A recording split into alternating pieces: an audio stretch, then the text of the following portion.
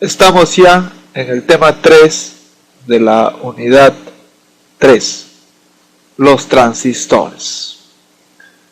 Los transistores son dispositivos electrónicos semiconductores que cumplen funciones de amplificador, oscilador, conmutador.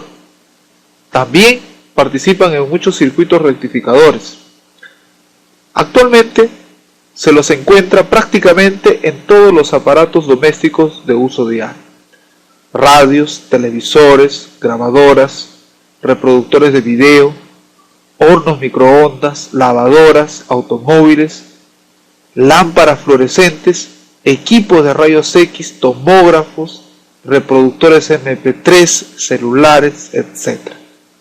Los transistores son uno de los dispositivos electrónicos más interesantes que vamos a estudiar en este tema. Aquí ustedes tienen imágenes sobre distintos tipos de transistores. Veamos qué características tienen estos transistores. En principio puedes ver que tienen 3 terminales o 3 patitas para poder conectarlos a un circuito.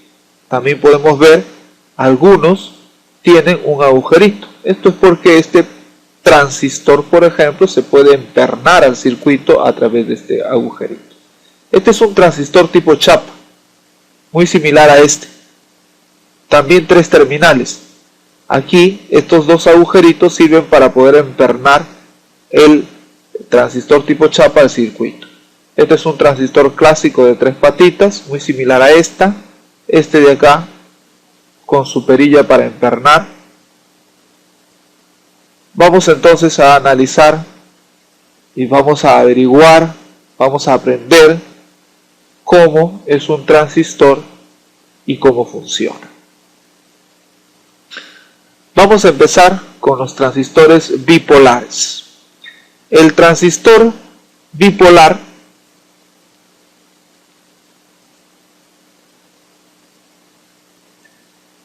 es un transistor formado por 2 uniones PN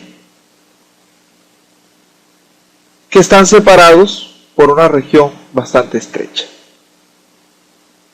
de tal modo que estas 2 uniones PN pueden formar 3 regiones: NPN o PNP. Se puede resumir aquí, fíjense ustedes en este diagrama. Tenemos aquí un diodo NP. Este es un diodo NP, como lo que hemos estudiado anteriormente. Y por acá tienes otra parte, otro diodo PN. De tal forma que un transistor es en realidad la unión, o está formado por 2 uniones PN, ¿no es cierto? Aquí están las 2 uniones PN, acá hay una unión PN, acá hay otra unión PN. Un transistor está formado por 2 uniones PN. Aquí está un esquema de esta unión de diodos, ¿no? Tienes acá NP, PN. Este es un diodo NP, este es un transistor NPN, igual como el que estaba aquí, ¿no? Un transistor NPN. Hemos visto que los transistores tienen 3 patitas, ¿no? Aquí, para traer a tu memoria, acá está, tiene 3 patitas. Cada patita tiene un nombre. Tienes que uno de los terminales o patitas se conoce como emisor. Aquí en el esquema representado con la letra E, ¿no? El emisor. Este puede ser el emisor. El emisor. Tienes que una patita es la base, B, y tienes otra que es el colector. Estos son los nombres de las patitas o terminales de un transistor: emisor, base y colector. Vamos a ver aquí, en este diagrama, este es el transistor, aquí está su símbolo, donde podemos ver los tres terminales: emisor, base y colector. Repito, emisor, base y colector. Vamos entonces a analizar el funcionamiento o los fundamentos físicos de lo que ocurre cuando se tiene este tipo de uniones de semiconductores, ¿no? Este es el símbolo del transistor. Este es el transistor NPN. Este es el símbolo del transistor PNP. ¿Qué transistor sería? Compara esta imagen con los símbolos que están acá. Nota que la flechita aquí sale al emisor. ¿Cuál de estos símbolos tiene una flechita que sale al emisor? Es este, ¿verdad?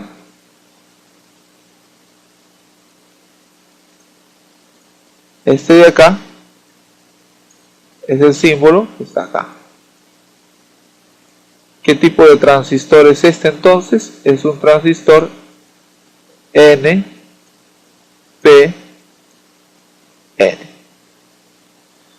Un transistor es similar a dos diodos. El transistor tiene dos uniones. Acá están las dos uniones. Esta es una unión, esta es otra. Acá también tienes una unión y acá otra. Esto es muy similar a dos diodos. Por ejemplo, este puede ser la unión de dos diodos PN-NP, de esta forma, ¿no? Y este es muy similar a la unión de dos diodos unidos en la parte positiva, mientras que este unidos en la parte negativa, ¿no? Entonces tiene su equivalencia. Un transistor es equivalente a dos diodos.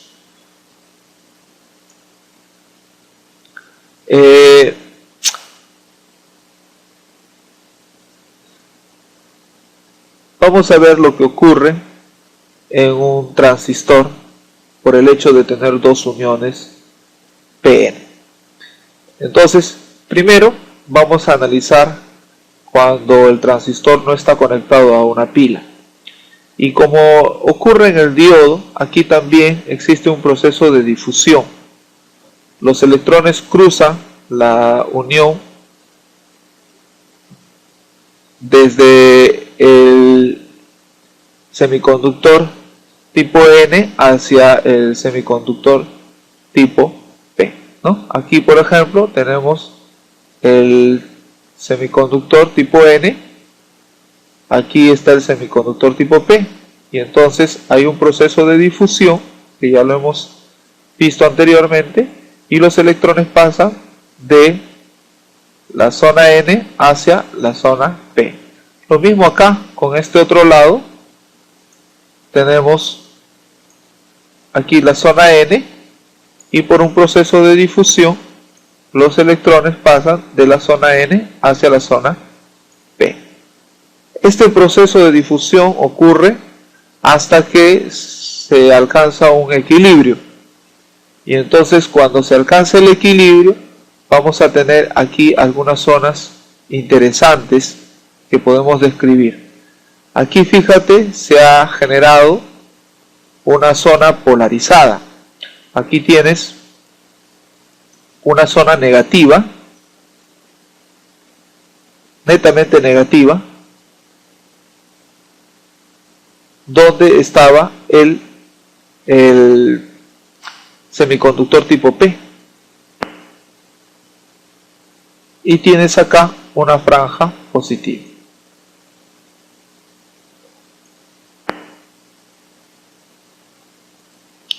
Vamos a ver cómo trabaja un transistor.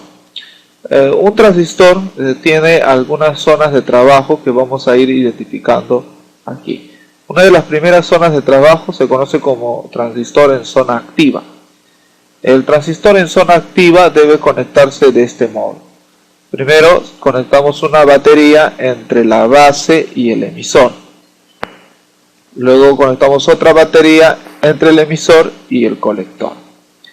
De tal forma que podemos nosotros obtener aquí en la unión emisor-base una polarización directa, ¿no? Porque recuerda que es positivo y acá es negativo, y aquí en esta zona base emisor, la base es positiva y el emisor es negativo. Entonces, ¿qué estamos haciendo aquí? Una conexión en esta zona con polarización directa.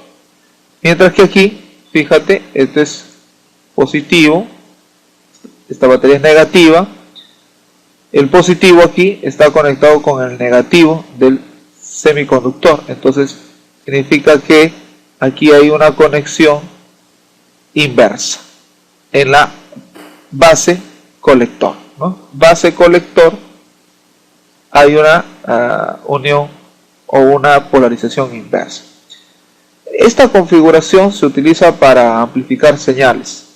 Aquí la corriente fluye del colector hacia el emisor. Así, fíjate, vamos a representarlo esto con este color. La corriente fluye del colector, ¿sí? La corriente viene por acá, del colector hacia el emisor, ¿no? Hay un paso de la corriente. Pero adicionalmente hay un paso de corriente a través de la base. Graduando aquí el voltaje de esta batería, podemos hacer que en la base ingrese más o menos corriente, lo que significa que la salida en el emisor va a ser una corriente muy grande. Por ejemplo, vamos a ponernos un ejemplo numérico. Vamos a suponer que en el colector tenemos una corriente de 2 amperes. Cuando el voltaje aquí entre la base y el emisor es 0, la corriente que debe salir por aquí, por el emisor, debería ser 2 amperes. Pero debido a que tenemos aquí un voltaje externo y podemos introducir corriente debido a este voltaje externo a través de la base, entonces vamos a suponer que aquí ingresamos 3 amperes. Entonces por el emisor va a salir 5 amperes. Lo que ha ocurrido es una amplificación de la corriente, ¿no? Hemos metido 2 amperes por un lado y por la base estamos metiendo 3 y entonces estamos obteniendo en el emisor 5. Esto se representa en esta expresión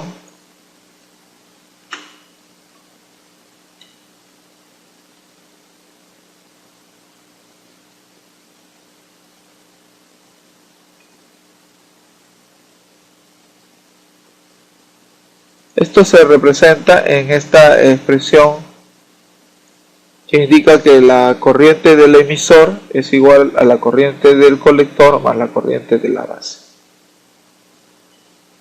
Entonces aquí, conforme la resistencia RB, que está aquí también, disminuye, se puede hacer que la corriente aumente y entonces eso puede hacer que la corriente en el emisor también aumente, ¿no? Nosotros podemos cambiar el voltaje aquí o cambiar la resistencia RB que se encuentra acá. Si modificamos el valor de esta resistencia, por ejemplo, si disminuimos el valor de esta resistencia, vamos a introducir más corriente en la base y vamos a obtener más corriente en el emisor. Eso es una de las formas como el transistor trabaja, ¿no? Se le conoce como zona activa. Aquí es necesario indicar que existe una relación entre la corriente en el colector y la corriente en el emisor. Esa razón se conoce como la razón alfa, que en zona activa alfa está comprendido entre 0,95 y 1. También existe una razón entre la corriente en el colector y la corriente en la base. Esa razón se le llama la razón beta, que suele estar entre 100 y 300. Entonces, estos son los parámetros que muchas veces interesa cuando se trabaja con un transistor, cuando trabaja en zona activa. Vamos a representar simbólicamente, aquí está. Nuevamente, ¿cierto? Tenemos aquí una batería conectada entre la base y el emisor, otra batería conectada entre el colector y el emisor. Y acá está el transistor NPN, ¿no? Vamos a ver ahora qué ocurre en la zona de corte. Esta es otra de las zonas que podemos nosotros describir en el funcionamiento de un transistor. Es el mismo diagrama que hemos visto anteriormente, pero aquí se trata de un caso extremo. ¿Qué pasa si nosotros modificamos la resistencia en la base y la hacemos muy grande? De modo que la corriente en la base es cero. Entonces el transistor no deja pasar corriente entre el colector y el emisor. Eso es lo que ocurre. Si aquí se hace cero la corriente en la base, entonces no deja pasar corriente del colector al emisor. Por eso se le llama una zona de corte. Solo cuando pasa corriente, también va a salir corriente por el emisor. El transistor en zona de saturación. En esta zona, si aumentamos progresivamente el valor de la intensidad de corriente en la base, esto lo podemos conseguir disminuyendo la resistencia RB, entonces la corriente en la base va a aumentar, y lo que deberíamos esperar es que la corriente en el emisor también aumente progresivamente. Sin embargo, llega un momento en el que la intensidad del colector no sigue aumentando, y por lo tanto la intensidad de corriente que sale por el emisor tampoco. Entonces el transistor se comporta en este caso como si fuera un interruptor cerrado, y lo que hace simplemente es dejar pasar la corriente desde el colector hacia el emisor, sin producirse ya un aumento importante en la corriente de salida en el emisor. Por eso se le denomina zona de saturación. Aquí tenemos algunas configuraciones del transistor. Aquí tenemos amplificador de base común. Nota aquí que se le da voltaje al transistor y entonces se amplifica la corriente en el emisor, ¿no? Acá también se le da voltaje entre la base y el colector, y lo que se hace también es amplificar la señal. Acá tenemos algunas configuraciones del transistor. Un amplificador de base común. Lo que ocurre aquí en el transistor es que recoge corriente en el colector, se da corriente a través de la base en la zona activa, ¿no es cierto? Y sale una corriente amplificada. Recuerda, entra 1, por ejemplo, por el colector, por la base se manda 2 y en el emisor sale 3, ¿no? Entonces se está amplificando. Entonces este es un amplificador de base común. Este es el mismo diagrama, pero utilizando el transistor PNP. Aquí reconoce los símbolos. Este es el transistor NPN y este es el transistor PNP. El funcionamiento es del mismo modo. Esta es otra configuración de colector común. Esta es otra de emisor común. Vamos a analizar las curvas características de entrada de un transistor. Los transistores tienen dos curvas características, una curva característica de entrada y una curva característica de salida. Aquí está el diagrama del transistor De modo que estamos conectando aquí la base con el emisor a esta fuente y el colector con el emisor a esta otra fuente. Acá hay algunas resistencias. Recuerde que nosotros podríamos modificar la resistencia RB o modificar el voltaje para modificar a su vez la corriente en la base y obtener distintas corrientes en el emisor. Aquí una primera curva característica del transistor es si nosotros producimos una variación en el voltaje de la pila BB, que es este de acá. Entonces podemos modificar la corriente en la base. Al modificar la corriente en la base, vamos a obtener un voltaje entre la base y el emisor que se modifica. Aquí está la gráfica de lo que ocurre al cambiar la corriente en la base. Conforme la corriente en la base aumenta, el voltaje entre la base y el emisor aumenta. Esta es una característica del transistor y es una curva de entrada, ¿no? Le decimos de entrada porque estamos modificando la corriente de entrada en la base y ver cómo se comporta el voltaje entre el emisor y la base. Esta curva característica se parece mucho a la curva de un diodo. Y es precisamente lo que estamos haciendo aquí, es analizar solamente la base y el emisor, que se comporta como un diodo. Por lo tanto, esta gráfica es de esperar. Recuerde acá que un buen modelo de esta gráfica es el modelo de Shockley, que ya lo hemos visto para el diodo, ¿no? Entonces, esta es una de las curvas características que identifica un transistor. Otra de las curvas características de un transistor es la curva de características de salida. En este caso vamos a obtener distintas curvas para diferentes valores de la corriente de entrada. Es decir, vamos a modificar aquí el voltaje de la pila BB hasta un cierto valor en la corriente de entrada y luego lo vamos a dejar constante. Y luego vamos a variar el voltaje de la pila BCC. Esta la vamos a ir modificando de modo que se pueda modificar la corriente en el colector. Y entonces con un voltímetro vamos a medir el voltaje entre el colector y el emisor. ¿Cómo cambia al ir modificando la corriente en el colector? Estas son las gráficas que se obtienen.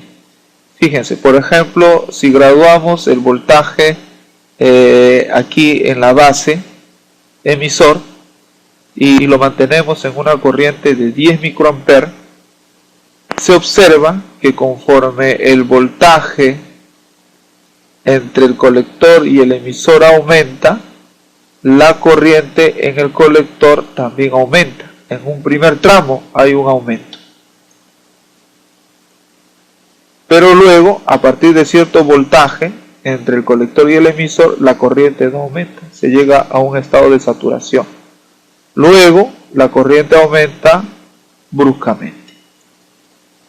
Si se modifica la corriente en la base, por ejemplo, se puede modificar la corriente en la base para que tenga un valor de 20 microamperios y luego modificando el voltaje aquí de esta pila hacemos que el voltaje entre el colector y el emisor vaya cambiando, vaya aumentando y se obtiene una curva muy similar a la anterior, ¿no?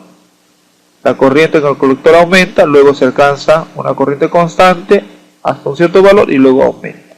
Esta es una curva característica del transistor, se le conoce como curva característica de salida.